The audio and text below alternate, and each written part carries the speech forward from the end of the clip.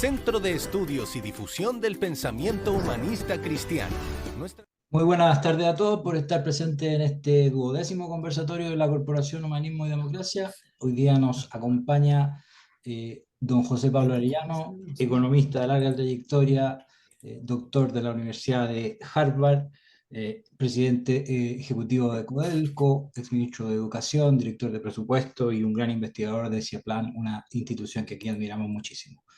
Hoy día vamos a hablar del crecimiento económico, pacto fiscal, sobre la base de una pregunta es por qué Chile se ha ido estancando en esa materia y cómo se puede retomar el crecimiento, y vamos a aportar antecedentes en eso y espero que podamos tener una interesante conversación al respecto. Dicho esto, les agradezco a todos que estén aquí presentes y especialmente a don José Pablo Arellano, a quien le cedo la palabra y le doy la bienvenida. Gracias por la invitación. Felipe me contactó hace un tiempo atrás, le dije que con mucho gusto.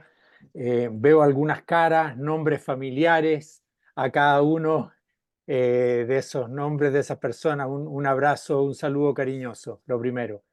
Les cuento, yo, Felipe, primero no tengo una presentación PowerPoint, como muchas veces se hace. Pienso que a esta hora es mejor tener una conversación más que una presentación tan formal y darnos todo el tiempo para conversar y para tener comentarios de ustedes, preguntas, lo que yo pueda aportar. Entre tanto, yo terminé un documento, y voy a hacerlo al tiro, pero entre tanto yo terminé un documento que venía trabajando hace bastante tiempo, que se llama algo así de ¿por qué hemos dejado de crecer en los últimos 10 años y cómo hacemos para retomar el crecimiento? Me pareció que era, se lo mandé a Felipe, le dije tal vez esto podemos también usarlo en la reunión.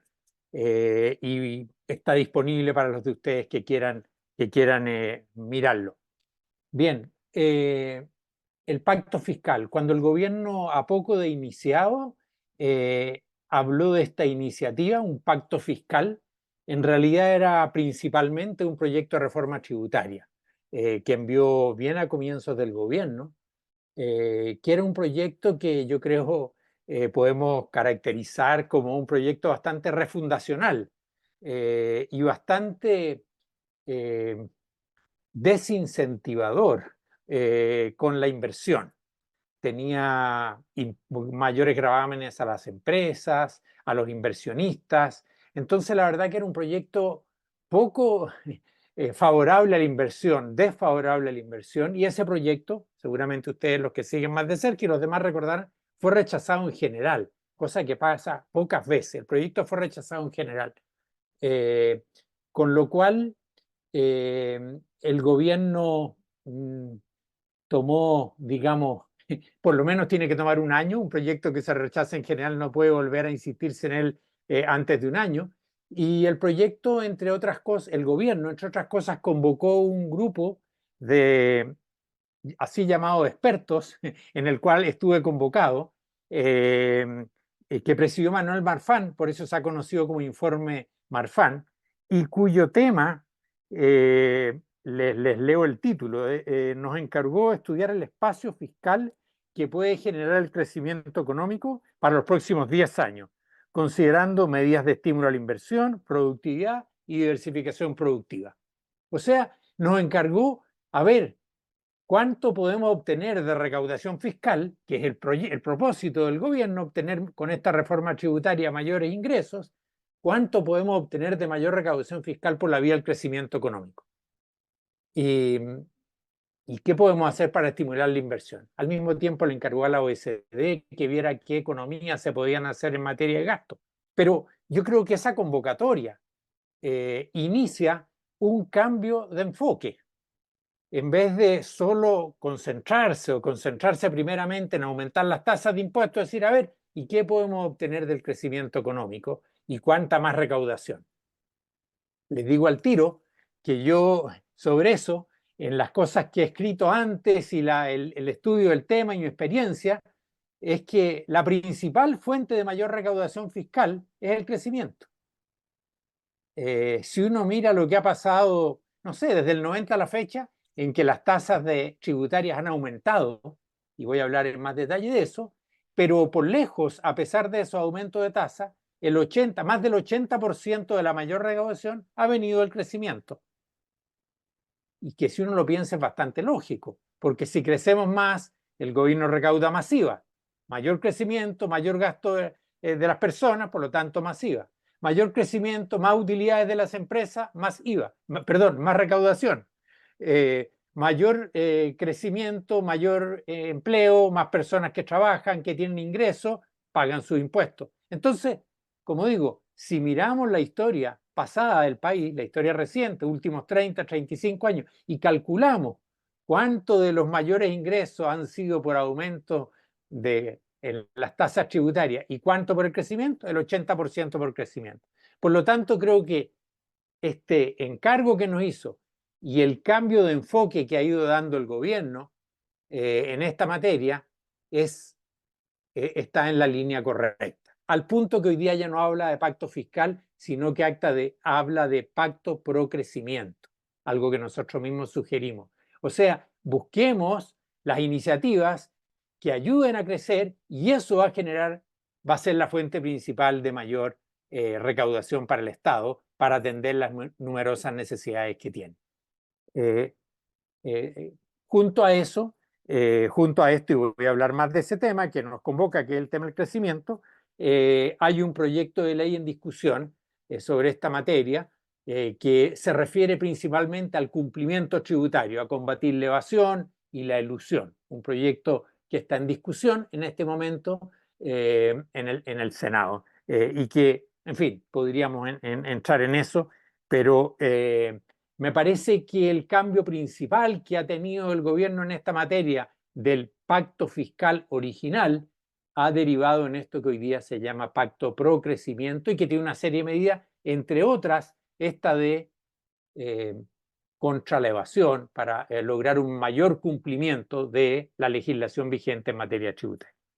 Bueno, entonces, dicho eso, vamos al tema que abordo en ese documento que dice, bueno, ¿por qué, no es cierto, hemos tenido en los últimos 10 años una baja en el crecimiento en comparación a lo que venía ocurriendo antes?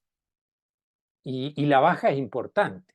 En promedio, en los últimos 10 años, hemos crecido alrededor del 2%. Y antes, entre el 90 y el 2013, lo hicimos a más de 5% al año. O sea, una diferencia muy importante, muy importante. Y eso nos permitió que Chile se convirtiera en el país de mayor ingreso en América Latina, entre el 90 y en los años recientes. Ahora, con el crecimiento actual, con lo que se proyecta, si uno mira las proyecciones del Banco Central y de otros analistas, para los próximos 2-3 años la proyección es de un crecimiento de no más de 2%, lo mismo que hemos estado creciendo. Muy poco. Ayer entregó el Fondo Monetario sus revisiones de proyección para el conjunto de los países, para la economía mundial, y la proyección para los próximos años es de 3%. Y entre eso están los países desarrollados, que por estar desarrollados justamente crecen mucho menos. Pero el mundo en su conjunto va a crecer 3% y nosotros menos. Si no cambiamos lo que hemos venido haciendo. Entonces, como digo, lo que constato es que el último año en que crecimos de manera sostenida más del 3% fue el año 2013. Y después hemos pasado por muchas situaciones, la pandemia entre ellas, que tuvo su propia realidad económica, ¿no es cierto?, dificultades económicas serias, pero el periodo en su conjunto, 2% de crecimiento, y lo que se proyecta para los años próximos es también de ese orden. Y en cambio, entre el 90 y el 2013, en que también tuvimos situaciones de dificultad, como una crisis asiática, como hubo la crisis financiera internacional del 2008, tomando todos esos años, crecimos más del 5%. Bueno, ¿qué ha pasado? ¿Qué diferencia? ¿En qué factores se expresa este menor crecimiento? ¿A qué podemos atribuirlo? Bueno, por supuesto que hay muchos factores que uno pudiera analizar, pero quisiera enfocarme en 2 elementos que son los principales que están detrás. Si uno mira los distintos factores que influyen en el crecimiento del país, que muestran un quiebre más grande en los últimos 10 años en comparación al periodo previo y que creo dan cuenta de este menor crecimiento. Y estos dos factores son, en primer lugar, la inversión. Es muy difícil que un país crezca si no invierte. La inversión es la que permite, bueno, que tengamos más casas, que haya más caminos, que haya más empresas, que haya más producción agrícola, que haya más minería. Crecer requiere de inversión.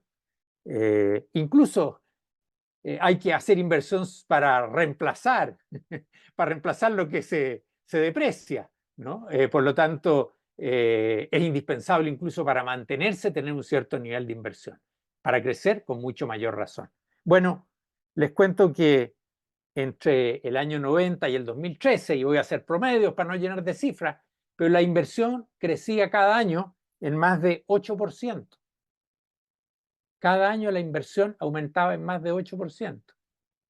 Bueno, del 2014 a la fecha ha crecido en menos de 1%. O sea, casi estancada la inversión. No se puede crecer si uno no invierte. Invertíamos mucho, más de 8%, y ahora estamos invirtiendo 1%, menos de 1% en promedio durante estos años. Y voy a hablar un poquito más de las razones para eso. Pero antes déjeme mencionar el segundo factor que llama la atención y donde hay un quiebre. Y es un factor que para nosotros como país chico es muy importante, que son las exportaciones. Ya hace bastante tiempo que hemos reconocido que un país pequeño como Chile no puede crecer si no es aumentando su capacidad de exportación. Esta semana, por otras razones, estuve releyendo un libro muy famoso y muy cercano para muchos de nosotros, especialmente los más antiguos. Es un libro que se llama En vez de la miseria, de Jorge Ahumada. Bueno, escrito a mediados de los años 50, la segunda mitad de los años 50. Miren qué tiempo hace, en que la economía era cerrada. Y Jorge Ahumada escribe, dice, a Chile se aplica algo que Churchill ha dicho respecto de Gran Bretaña: exportar o morir. Exportar o morir, dicho para algo que teníamos que hacer el año, ¿no es cierto?, en la segunda mitad de los años 50, en ese libro famoso, En vez de la miseria. Bueno, eso en esa época no era evidente, por eso lo dice de esa forma y da una serie de iniciativas para hacer. El país está en otra. Hoy día creo que hay pocas dudas que para un país pequeño como el nuestro tiene que enfocarse en sus exportaciones. Y así lo hemos estado haciendo, por eso los tratados de libre comercio, ¿no es cierto? Y todo lo que se ha hecho en esa materia. Bueno, gracias a ese esfuerzo, durante el periodo 90-2013, en promedio, las exportaciones cada año en volumen, vale decir en cantidades físicas, porque los precios cambian, ¿no?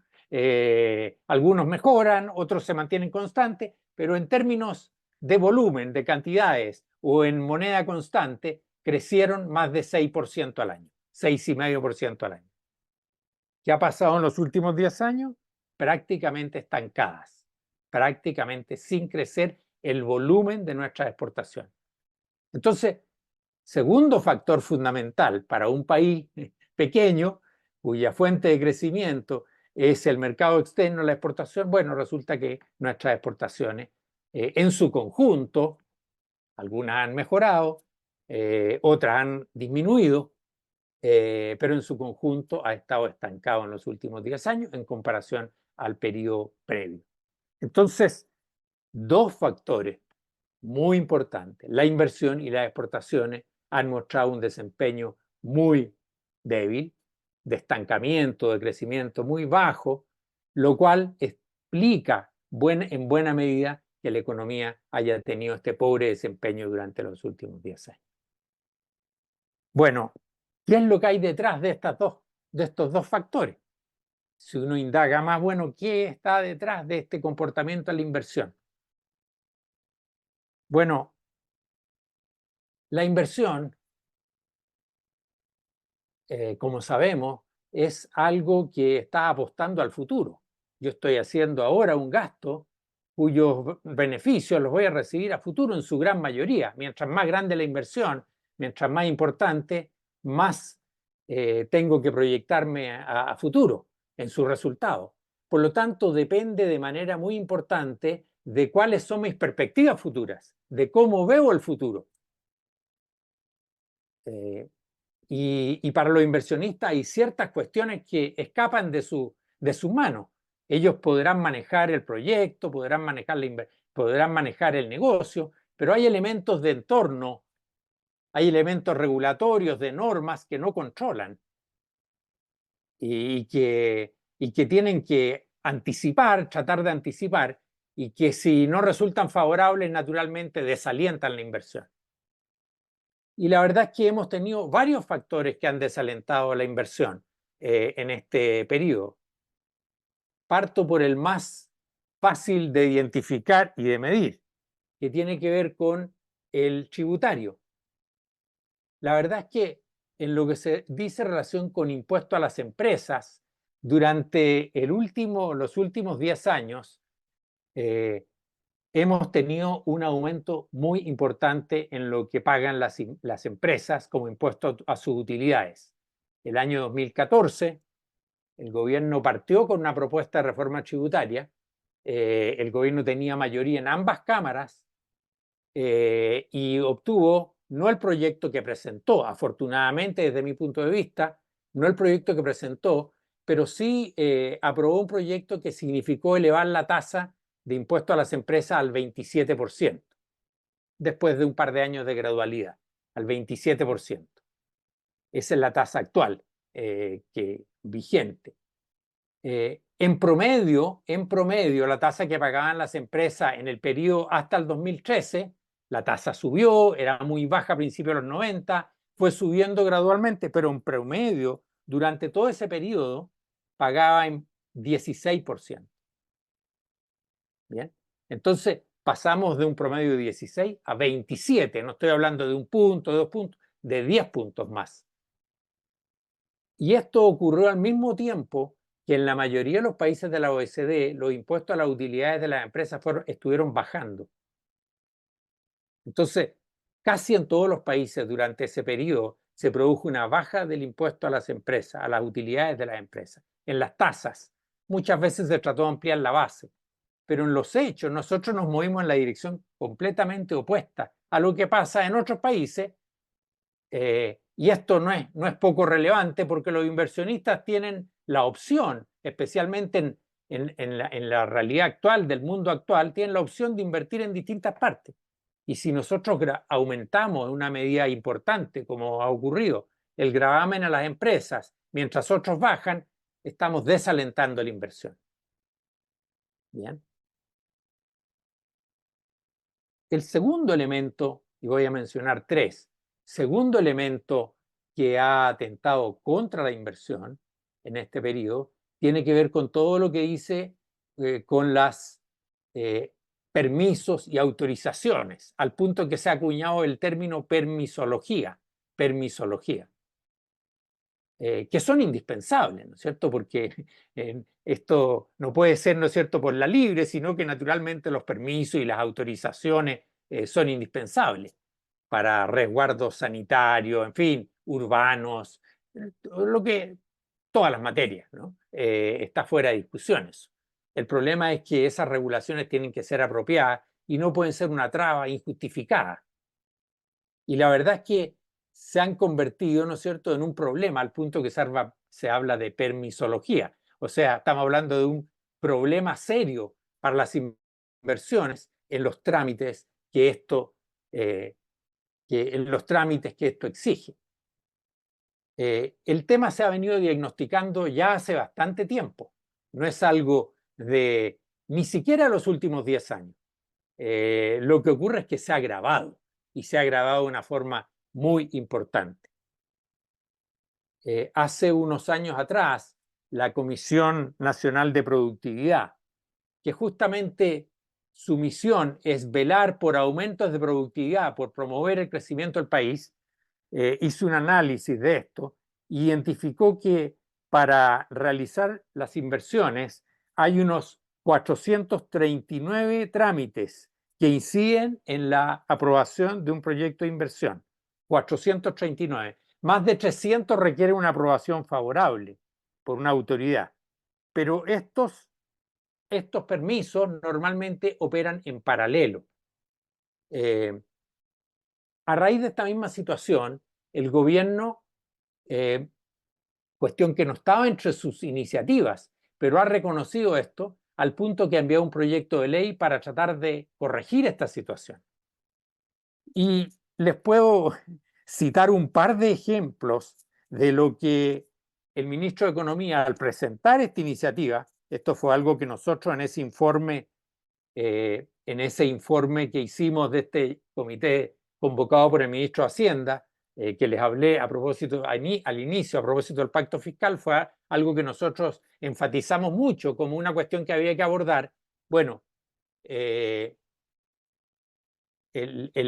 ministro de Economía hizo una presentación ahí y hay un proyecto de ley en el Congreso. Si ustedes revisan las presentaciones del ministro, habla de que, porque el Ministerio de Economía tiene una oficina que trata de agilizar los proyectos. Dice, mire, hay más de 380 autorizaciones que se requieren para un proyecto. Esas autorizaciones involucran a 37 servicios públicos. Y después hace una lista del tiempo de tramitación en comparación a los tiempos que la ley determina que debe tomarse el servicio para dar la autorización. Y aquí está, Consejo de Monumentos Nacionales. Hay 700 proyectos de inversión. El plazo en este momento es 2 veces el plazo legal que llevan esos proyectos.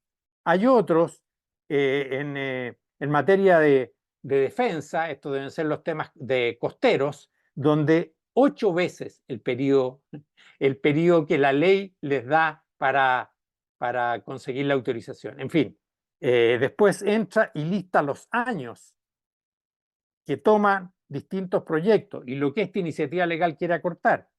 Dice una línea de transmisión, ¿no? Tenemos un problema con la energía. Está de moda hoy día, ¿no es cierto?, el tema de las tarifas eléctricas.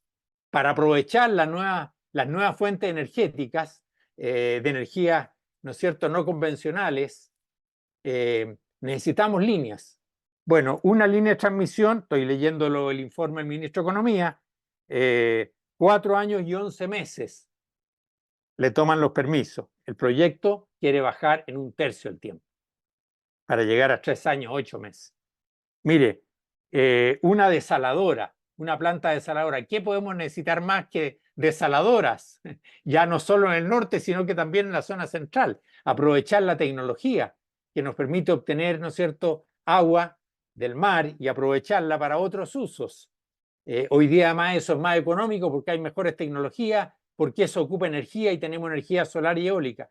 Tiempo para obtener un permiso, no para construir, para obtener el permiso para una planta desaladora. 8 años y 1 mes. Estoy citando el informe del ministro de Economía. Entonces, difícil hacer inversiones, difícil estimular el crecimiento de una situación de este tipo, ¿no? El tercer factor, entonces menciono los costos tributarios. Esto involucra costos, naturalmente, todos estos permisos. Porque es más tiempo en que tengo que invertir, hacer los estudios, contratar los equipos y si a veces tengo toda la inversión realizada y no me dan la autorización para empezar a usar, a empezar a operar, a empezar a funcionar. El tercer factor tiene que ver con la incertidumbre que ha aumentado durante este tiempo. La incertidumbre por las iniciativas refundacionales que hemos sido objeto, digamos, que hemos vivido durante este tiempo y sobre lo cual no necesito, ¿no es cierto?, alargarme, pero naturalmente que eso crea incertidumbre y posterga, ¿no es cierto?, hasta no tener claro cuál va a ser la realidad regulatoria, cuál va a ser el marco en el cual voy a tener que ejecutar esa actividad a la cual estoy contemplando y evaluando una inversión. Entonces, si miramos si tratamos de entender las razones para este estancamiento de la inversión, creo que en los factores que he mencionado, esto explican lo que hemos vivido y afortunadamente creo que hay una mayor conciencia de esta realidad. Podría tocar la realidad de un sector que es muy importante, y que explica una quinta parte de las inversiones en Chile y explica la mitad de las exportaciones, que es el sector minero. Ese sector ha estado especialmente afectado, pero lo dejo para la conversación posterior si es que hay interés. Las exportaciones, que es el segundo elemento aparte de la inversión, el segundo elemento que mencioné, han estado estancadas, como dije, en parte por lo que ha sucedido en la minería. Estoy hablando volumen, no estoy hablando de los valores, porque los valores fluctúan con los precios. En parte por lo que ha sucedido con la minería, pero yo diría principalmente, y esto lo quiero resaltar, porque a veces culpamos de esto a la realidad internacional, y la verdad es que yo estimo, de examinar los datos, que hay en circunstancias que efectivamente la economía internacional ha estado creciendo algo más lento durante los 10 años que lo que creció antes. La razón principal tiene que ver con factores internos. Y eso se comprueba cuando nosotros hemos perdido participación en los productos que exportamos. Antes exportábamos, por ejemplo, en productos mineros, en cobre, exportamos una proporción mayor de las exportaciones mundiales de lo que hacemos hoy día. Hemos perdido participación. Y así en otros rubros de exportación no ha ocurrido lo mismo. Y hay otro elemento importante en materia de exportaciones, y este sí tiene que ver con precio, es que si miramos nuestros términos de intercambio, vale decir, los precios de los productos que exportamos comparados a los precios de los productos que importamos, esto no nos ha resultado desfavorable en este periodo.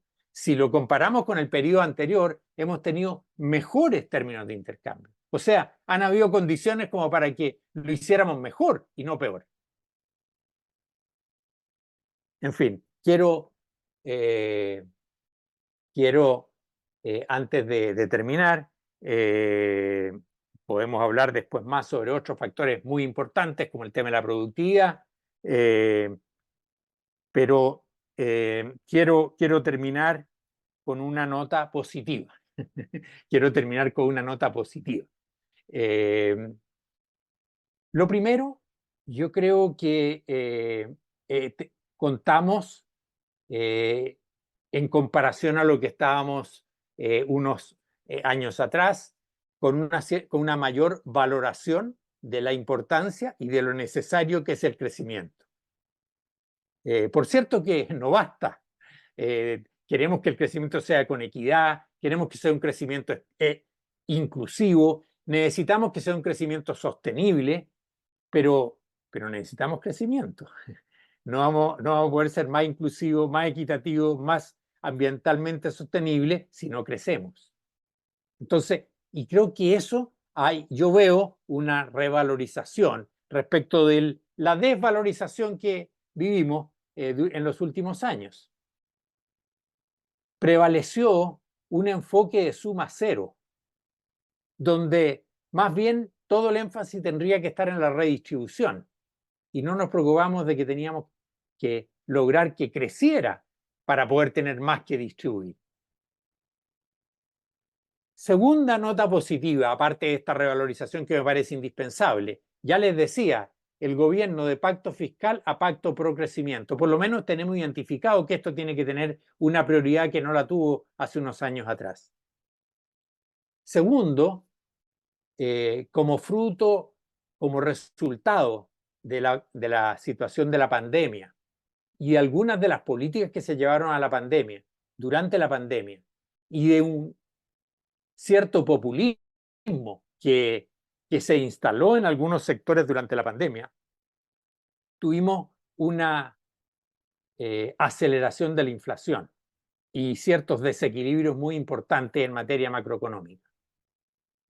Y eso, afortunadamente, gracias tanto a la política fiscal como a la política que ha llevado adelante el Banco Central, va cediendo. La inflación se ha ido desacelerando, todavía es alta, pero se ha ido desacelerando respecto a la situación que vivimos hace 2 años atrás, el año 2022, como fruto de las políticas que se aplicaron en los 2 años inmediatamente anteriores. Tercero, como nota tercera optimista, y podemos comentar más sobre esto, es que creo que también hay una revalorización por parte de quienes tal vez cuestionaban o no le daban la importancia que tiene a nuestra inserción internacional. Prueba de eso fue que finalmente, después de mucho tiempo, pero finalmente se ratificó el tratado, ¿no es cierto?, del cual Chile había sido impulsor, el llamado TPP-11, este último acuerdo de comercio internacional que el país tenía negociado, aprobado y cuya ratificación en el Congreso estaba pendiente. Y eso terminó de ocurrir. Ya lleva un poco más de 1 año de su ratificación y su puesta en marcha. Y entonces creo que hay una cierta revalorización de esta reapertura externa. Correctamente las autoridades están impulsando acuerdos con India, que es el país que está creciendo más, país enorme y que está creciendo más y que seguramente va a crecer más en los próximos años, con el cual tenemos muy poco, que es un mercado muy importante al cual nosotros debiéramos llegar. Por lo tanto, estas 3 notas de optimismo positivas en los cambios que veo para recuperar el valor, naturalmente en función de las nuevas realidades, pero recuperar el valor de tanto la necesidad de crecimiento, de que éste sea impulsando nuestras exportaciones, y tercero, que todo esto puede funcionar en la medida que tengamos una estabilidad macroeconómica, porque en caso contrario es muy difícil pensar en otros objetivos. Si le parece, Diego, paro ahí y abro para comentarios y preguntas. Me parece muy bien, don José Pablo. Muchísimas gracias por esta exposición. Abro el foro a ver si alguien quiere formular alguna pregunta, algún primer comentario. Les ruego que levanten la manito aquí a través de Zoom. Don Eduardo, ya, vaya usted con la primera pregunta, don Eduardo. Muchas gracias. Hola José Pablo, buenas tardes y 1.000.000 de gracias por lo que nos has compartido. Mira, esta pregunta va a tener un fuerte olor teórico, pero es una pregunta que me interesa mucho. Mira, yo estudié ingeniería comercial, soy economista y creo que durante mi periodo estudiando la carrera, el tema más apasionante para mí, digamos, fue el tema del crecimiento económico. Y recuerdo que cuando uno estudia esto, se habla de cuáles son los modelos de crecimiento económico, que en realidad uno podría pensar que son 3 o 4, digamos, y de ahí hay muchas derivadas de eso, pero me acuerdo que siempre se hablaba mucho del modelo de Harold Domar y del modelo de Solow, qué sé yo, modelo keynesiano, y hay otro más que en este momento no recuerdo. Si bien es cierto, la economía, ¿no es cierto?, está fuertemente tiznada y desfigurada por la política contingente. ¿Qué tipo de modelo se supone que hemos tenido en Chile? Tomemos desde el año 90 en adelante, ¿no es cierto?, con gobiernos de distinto color político, pero podríamos decir que desde que se recuperó la democracia en adelante, ¿hemos tenido algún modelo de crecimiento económico o ha sido prácticamente una secuencia de experimentos y zigzag y retornos, digamos, que nos han llevado a esta situación del escaso crecimiento que tenemos ahora? Don José Pablo, le pido ahí que me dé un tiempito porque están llegando las preguntas, así que le voy a dar la palabra ahora a Juan. después vamos a ir con Felipe y cerramos la primera ronda de preguntas y después vamos con las preguntas que están en el chat, ¿ok? Así que, Juan, por favor, su pregunta. Gracias. Hola, José Pablo. Mi pregunta es que en este periodo de estancamiento, no sé, eh, considerando el 2013 para adelante en general, se han acumulado una cantidad de malestares sociales y problemas sociales que implican una carga muy fuerte para el futuro económico. Es decir, ¿qué nivel de crecimiento? Esta es la pregunta. ¿Qué tasas promedio de crecimiento necesitaría, en tu opinión, Chile y durante cuánto tiempo eh, para poder hacer frente de una manera en que el, el malestar no se transforme en una tremenda frustración y fracturación social, en riesgos y en peligros de violencia, regresiones autoritarias, en fin, verdaderamente en daños para irreparables para la sociedad chilena? ¿Cuánto tiempo de un crecimiento alto sostenido y de qué niveles promedio se necesitaría para poder afrontar la deuda social digamos, y la estabilización en las expectativas que en este momento tiene la sociedad chilena, muy distinta a lo que tenía en el 2013? Eh, esa es la pregunta. Gracias. Muchas gracias, Juan. Vamos a cambiar un poquito el plan, Felipe. Dejemos que don José Pablo conteste estas dos preguntas teóricas y sobre qué tasas promedio necesitaría Chile para afrontar los desafíos y después vamos con las otras preguntas que están en fila. Bueno, gracias. Muy interesantes preguntas, razonable de no acumular tanta. Oye, lo primero, Eduardo, lo de los modelos. Tú haces referencia a modelos de análisis, ¿no? Especialmente el segundo, en que lo que dice, mira, aquí la producción depende del capital y el capital es la inversión, por eso mencioné eso. Depende de qué pasa con la mano de obra, la cantidad y su calificación, y depende también de cuán productivos seamos, ¿no? Tal vez es un modelo que sea sofisticado, pero es un modelo de análisis. Y claro, yo he usado eso para entender lo que pasa. Pero otra cosa es cuando decimos qué modelo hemos seguido como país, qué modelo estamos siguiendo, qué modelo debiéramos seguir. Y ahí yo te diría francamente que yo soy muy contrario a esa idea de hablar de modelos. ¿Qué es el modelo neoliberal? ¿Qué es el modelo tal, modelo cual? Yo prefiero hablar de procesos o de trayectorias. Yo creo que lo que nosotros tenemos que hacer es no buscar un modelo, sino que a partir de nuestra realidad, de nuestra historia, de lo que tenemos, del camino que hemos recorrido, ver cómo reformamos para mejorar, dado los objetivos que tenemos como país.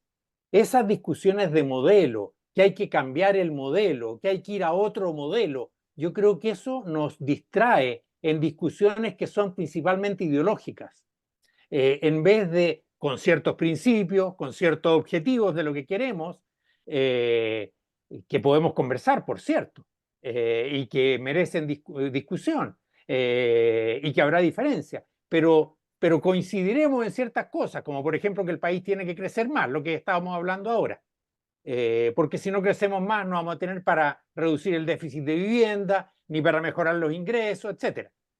Entonces, pero ¿para eso buscamos un modelo o más bien hacemos las correcciones y la reforma a lo que tenemos hoy día?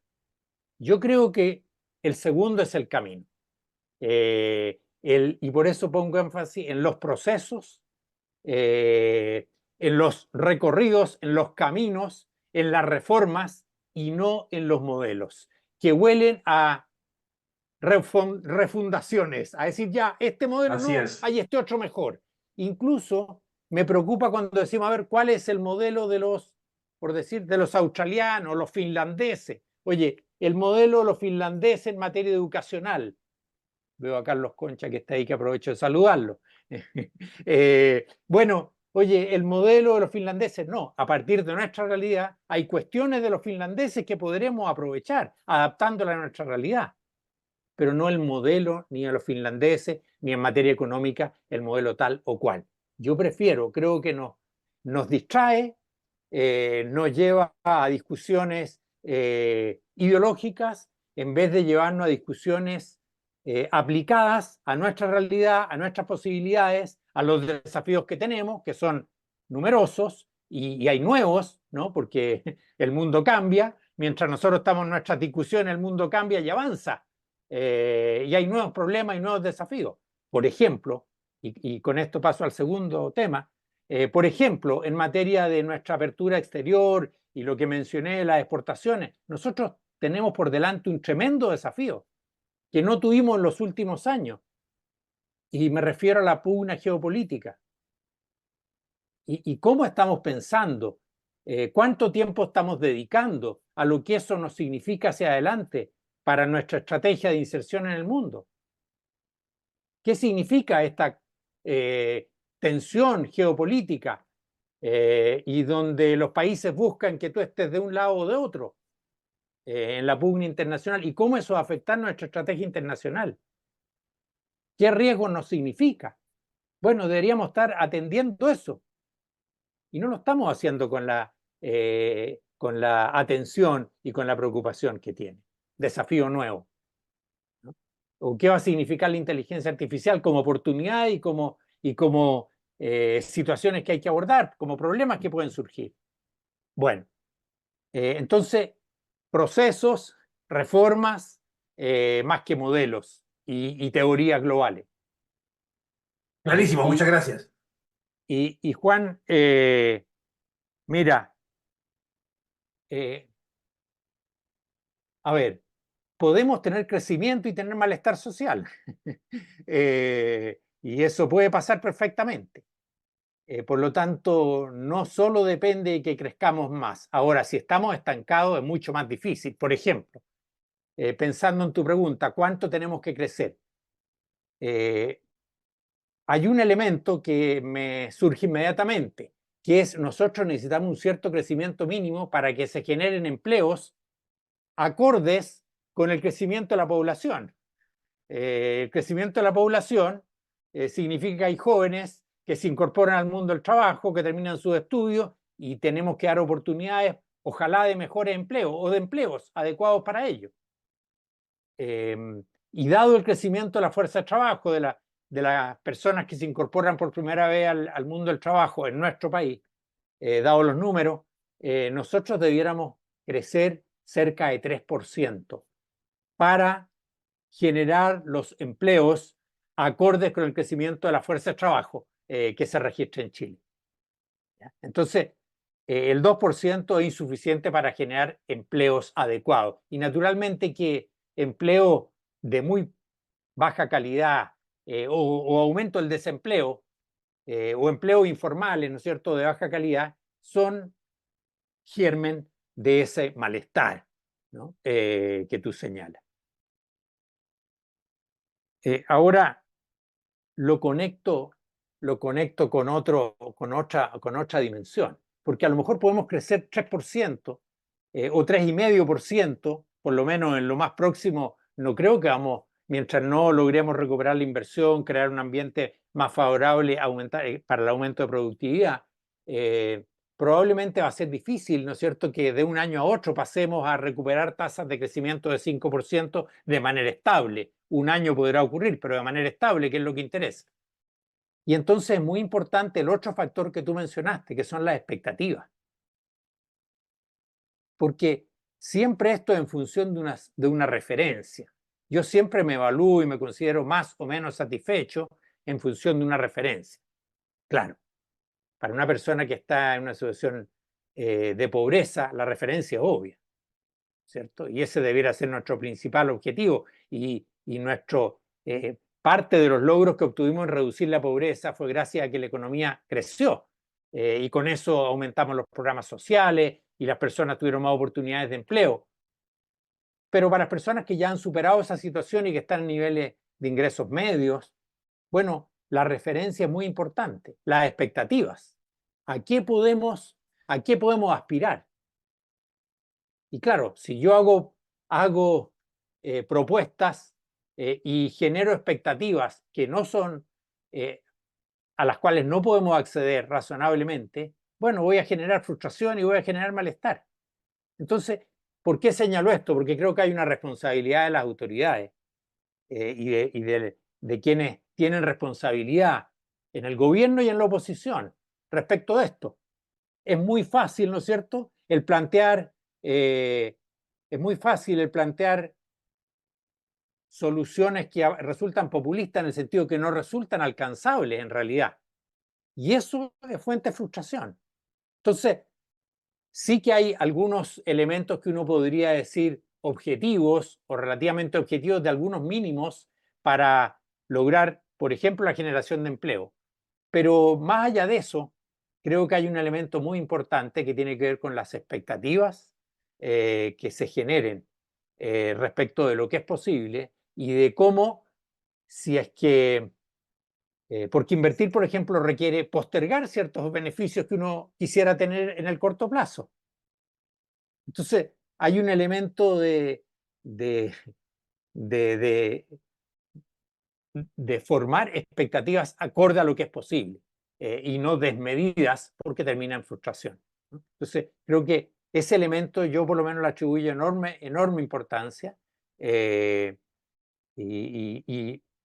en fin, en las veces en que he tenido responsabilidad en el área económica, ese ha sido un elemento central que hemos tenido siempre presente, ¿no?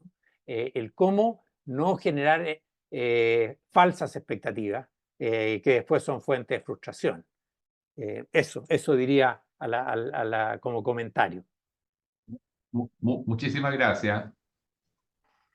Muchísimas gracias. Y ahora, antes de darte la palabra, Felipe, quiero leer las dos preguntas que están en el chat, que son bastante directas y bastante amplias.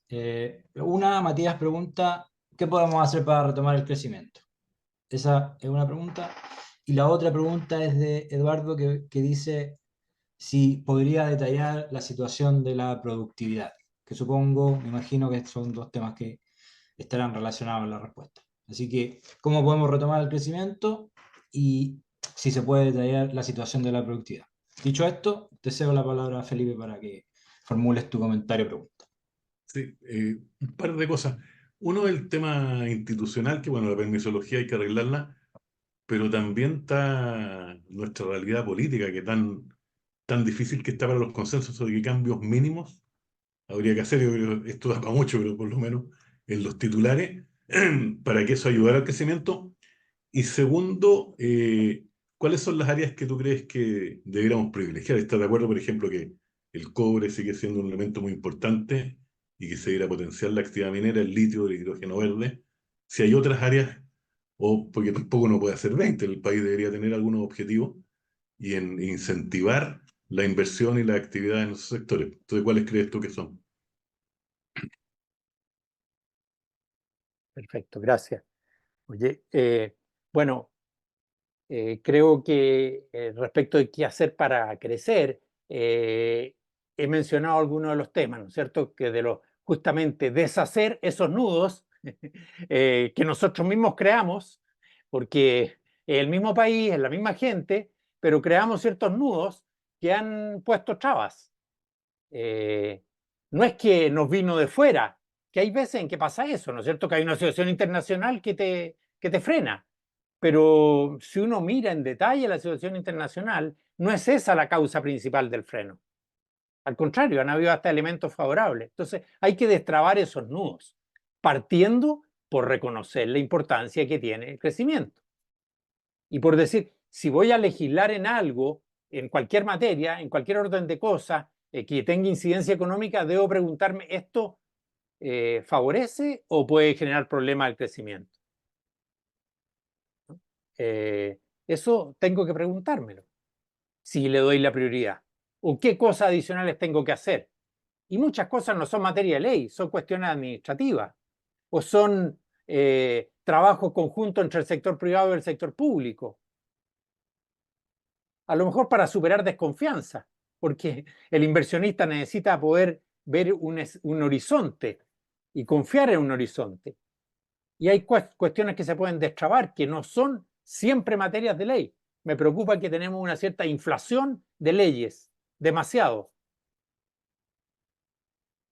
Ojalá pudiéramos abordar, creo que parte de las cosas en buena hora, y este proyecto de ley que está impulsando el ministro de Economía, como dije, pero yo creo que hay cuestiones de orden administrativo que se podrían resolver más rápido y agilizar. Entonces, destrabar estos nudos a los cuales hacía referencia, y me refiero al tema de la productividad, ¿no?, que se consultaba y que naturalmente es muy importante abordarlo. Mire, si uno revisa los últimos, no 10, pero 15 o 20 años, casi todos los gobiernos han tenido alguna u otra manera iniciativas para promover el crecimiento. Agendas pro crecimiento han tenido distintos nombres, aumento de productividad. Por lo tanto, hay muchas cuestiones que están identificadas, Para hablar del sector que mencionó Felipe, la minería, hace el año 2017, me parece que el 2017, sí, la Comisión de Productividad hizo un estudio muy detallado de la productividad de la minería en Chile y comparó qué pasa con nuestra faena. Como ustedes saben, la minería es gran minería, particularmente la minería del cobre fue la que se estudió. Entonces se dijo qué pasa en las grandes operaciones mineras en Chile, cuál es su productividad comparado con otras partes del mundo que son grandes distritos mineros, con Australia, en fin, con países donde hay minería de gran escala, y quiso comparar cómo el desempeño de nuestras faenas mineras con la de esos países en términos de productividad, que en la minería es especialmente importante porque es una actividad de gran inversión, de mucho capital. Por eso que es una actividad que funciona 24/7, porque hay que aprovechar al máximo todo lo que uno tiene invertido en esa faena, de tal manera de rentabilizar la inversión enorme que se ha hecho. Entonces, es muy importante cuán productivamente, cuán eficientemente, cuán efectivamente se usa toda la inversión realizada. Y se compararon las faenas nuestras con las faenas en otras partes del mundo, y se encontró una brecha. O sea, una brecha en el sentido que hay aspectos en que nosotros podíamos hacerlo mejor si nos poníamos a la par con los que lo hacen mejor. Y eso, que nosotros somos un país, ¿no es cierto?, bien, con larga tradición de minería, con mucha gente que sabe de minería, en fin, tenemos grandes empresas nacionales o extranjeras que operan en ese ámbito, pero hay un espacio para mejorar, lo cual es una buena noticia, porque si logramos hacerlo, ¿no es cierto?, vamos a mejorar sin tener que hacer inversión adicional importante. Y esa es la ventaja de la productividad, ¿no es cierto?, que nos da, si lo hacemos bien, nos da más por lo mismo. Bueno, una serie de recomendaciones identificadas muy detalladas en ese estudio que se hizo en 2017. Esa es la buena noticia. La mala es que una buena parte de esas recomendaciones, algunas que son para las autoridades, otras que son para las empresas, la mala es que una buena parte de esas recomendaciones no se han implementado. Entonces, tenemos el diagnóstico, tenemos recomendaciones precisas, lo que hay que hacer es ponerlas en práctica. Bueno, ¿y eso qué pasa respecto a la minería? Está también hecho el diagnóstico para otros sectores, donde hay ganancias posibles de productividad organizándonos mejor. Esto a veces es un tema de exclusiva responsabilidad de la empresa, pero otras veces es un tema regulatorio, un tema de cooperación, en fin, no nos podemos detener acá, pero están los informes hechos, las recomendaciones hechas, después de escuchar a las empresas, en fin, fue un trabajo que duró bastante tiempo, y que está muy detallado. Lo que tenemos que hacer ahora es impulsar y poner en marcha esas iniciativas. Y creo que eso nos pasa en otros sectores, en que están los diagnósticos hechos y nos falta la voluntad, la coordinación, la definición para ponerla en práctica.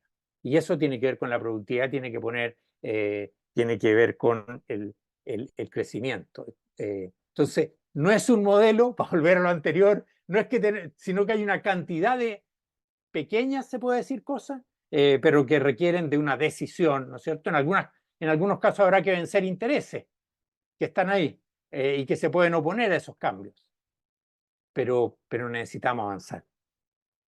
Y Felipe pone un tema que me parece fundamental, que es el tema de la política, porque no hay buena economía si no hay buena política. Si la política funciona mal, abordar todas estas materias, abordar estos desafíos va a ser muy difícil.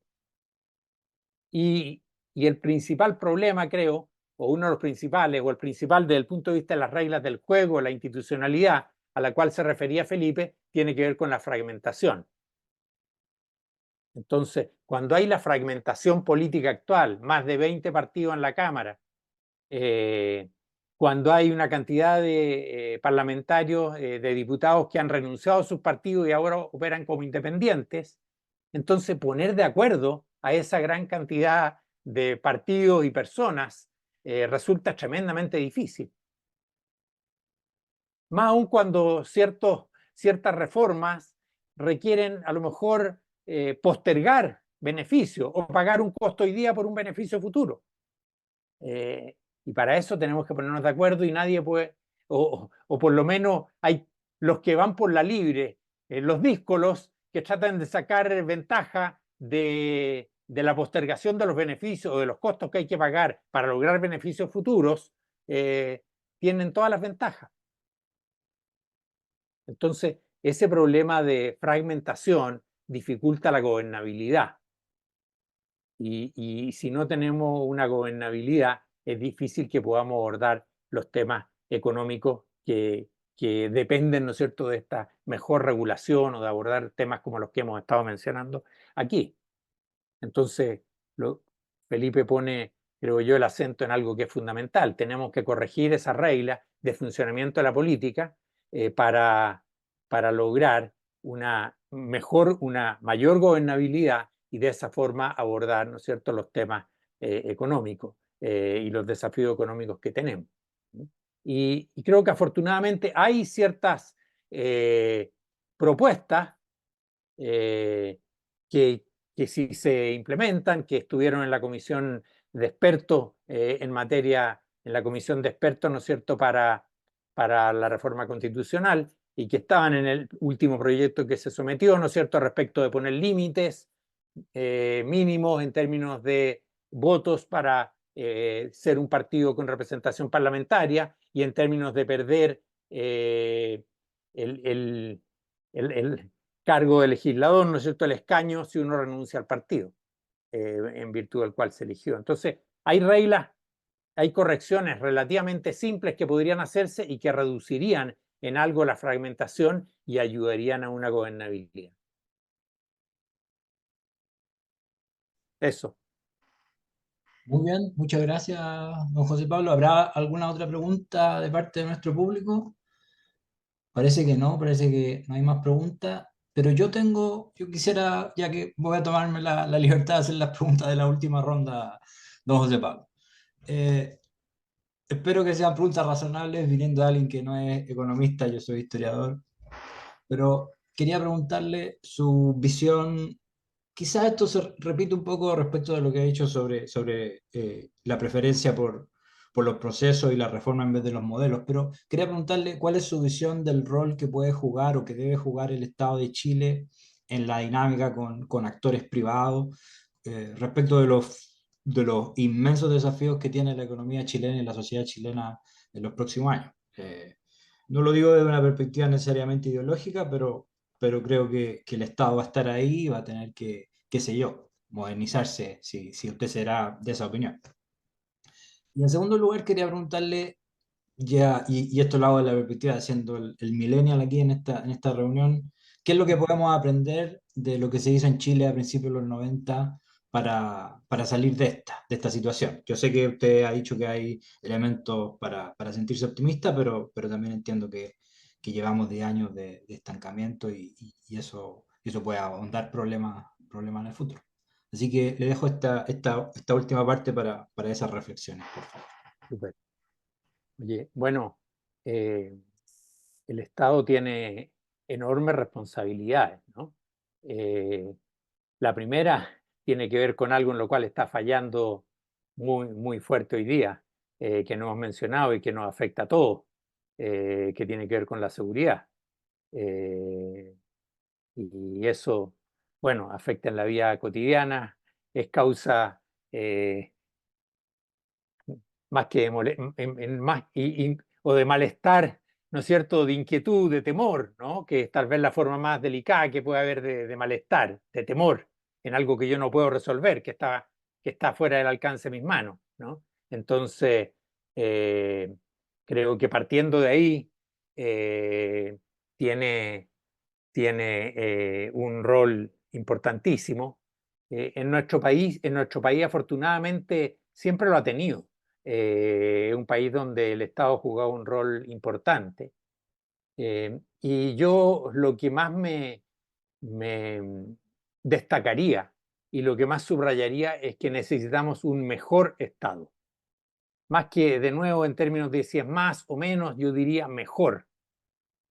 Y hay cuestiones en las cuales nos hemos quedado atrás y que necesitamos modernizar y mejorar el Estado. Y de nuevo, a veces ahí caemos en discusiones más ideológicas o en pretender aumentar más que mejorar lo que ya hacemos, ¿no? En los distintos ámbitos. Yo creo que tenemos una buena tradición en Chile de, por ejemplo, en el ámbito social, de las necesidades sociales, educación, ¿no es cierto?, salud, vivienda. Nosotros tenemos una buena tradición de provisión privada y pública. Provisión. En todos esos ámbitos.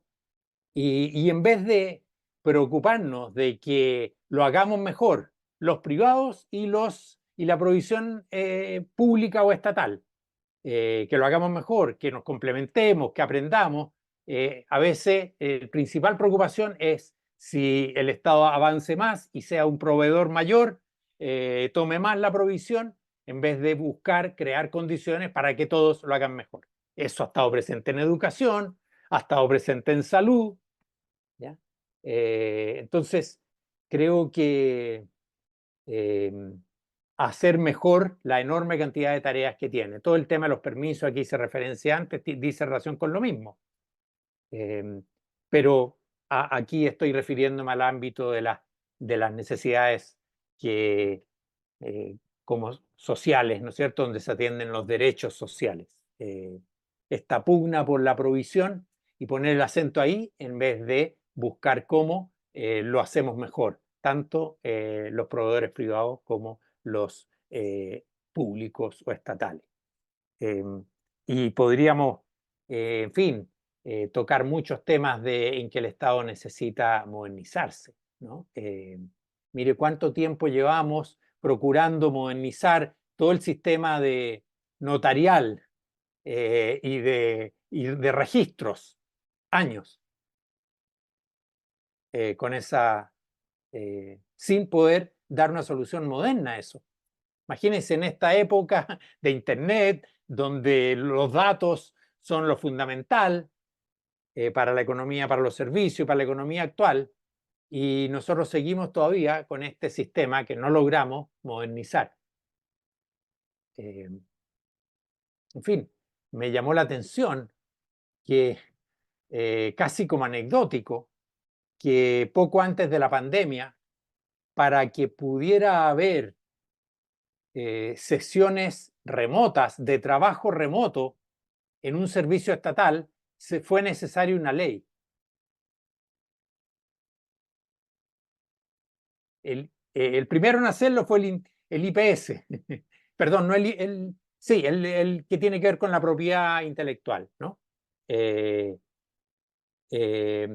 ellos se requirió de una ley para que pudieran funcionar de forma remota y de manera experimental por unos pocos días, poco antes de la pandemia.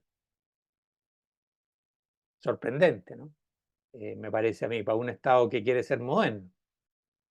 Entonces, en fin, podríamos seguir. Creo que los cambios tecnológicos que han habido en esa área, en el área de servicio, en el área donde el Estado es insustituible en muchos servicios que presta, hay espacios de mejora muy grandes, muy grandes. Y que tienen que ver con la vida cotidiana de las personas. No digo que no avancemos, pero creo que no avanzamos al ritmo suficiente, ¿no? Estábamos entre países, las Naciones Unidas tiene un índice donde indica cuán avanzado está en su sistema la digitalización del Estado, ¿ya? En distintos países. Estábamos entre los líderes y nos hemos ido quedando atrás. No porque no avancemos, pero lo hacemos demasiado lento en comparación a cómo el mundo avanza en esta materia. O por mencionar otro aspecto en el cual el Estado tiene un rol fundamental, en la regulación especialmente, no en la provisión, el ámbito de la logística. La logística. Hablamos antes de las exportaciones, pero las exportaciones mal van a funcionar si no tenemos una óptima logística para un país tan lejano de los mercados como somos nosotros. De nuevo, ahí hemos perdido, eso tiene que ver con lo que hablé antes de productividad, de competitividad, hemos perdido en las comparaciones internacionales que se hacen regularmente, en este caso es un índice que lleva el Banco Mundial, de la calidad de la logística de los países. Y, de nuevo, hemos retrocedido en términos de la facilidad para hacer el transporte, la aduana, la desaduana, en fin, todo lo que hay que hacer en materia de exportaciones. Entonces, ahí de nuevo, el Estado tiene que jugar un liderazgo, tiene que tener un liderazgo para ir no creando trabas, sino que agilizando esas actividades. Y para eso hay tecnologías hoy día que pueden facilitarnos las cosas. Bien, eso. ¿Y qué podemos? La segunda pregunta era, ¿qué podemos aprender? ¿Eso? De las experiencias pasadas. Bueno, yo creo que todos tenemos que aprender, tanto de las cosas que funcionan, como de aquellas que no funcionan como uno hubiera esperado, ¿no? Creo que claramente algo importante es la necesidad de lograr estos acuerdos amplios que se sostengan. Ahora, eso, hoy día hay más acuerdo que hace 3 años respecto a la importancia del crecimiento. Hoy día quiero creer que muchos de quienes están en el gobierno, en responsabilidades en el ámbito económico o en otras áreas, reconocen más que lo hacían hace 3 años, la importancia del crecimiento. Y cómo ellos tienen que desde el rol que tienen en el Estado contribuir a eso. Y de lo necesario que es para los otros objetivos. Entonces, esa es una parte para construir acuerdos, el que haya una cierta visión común. Y lo otro es lo que hablábamos recién de las reglas, que faciliten los acuerdos y que no le dejen el camino libre al discolaje, ¿no es cierto? A los que operan por la libre, que es muy fácil y puede ser muy popular. Entonces, creo que eso es un ingrediente fundamental. Y después, bueno, podríamos hablar de aprendizaje específico en muchas áreas, de cosas que han funcionado mejor que otras, pero creo que es indispensable esta construcción de acuerdos para tener cambios y reformas que sean sostenibles y ser muy duros para resistir el populismo. Perfecto. Muy bien. Muchísimas gracias, don José Pablo. Centro de Estudios y Difusión del Pensamiento Humanista Cristiano.